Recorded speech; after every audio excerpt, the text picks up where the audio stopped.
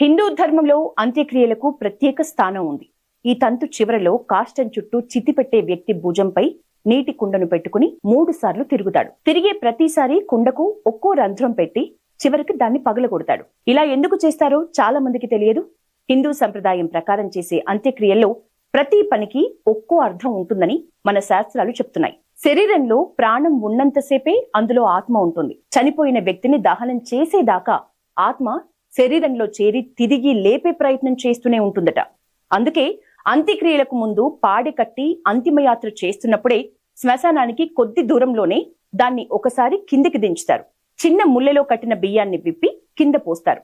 ఎందుకంటే శరీరంలో కాల్చిన తర్వాత కూడా ఇంటి మీద మనుషుల మీద ఉన్న ప్రేమతో తిరిగి వచ్చే ప్రయత్నం చేస్తూ ఉంటుంది ఆత్మ. అయితే అలా రావాలంటే చనిపోయిన వ్యక్తి మీద చల్లిన పేలాలు, బియ్యం గింజల్ని అతడి ఆత్మ ఒక్కొక్కటిగా లెక్కించాలట. అది కూడా సూర్యుడు అస్తమించక ముందే పూర్తి చెయ్యాలట.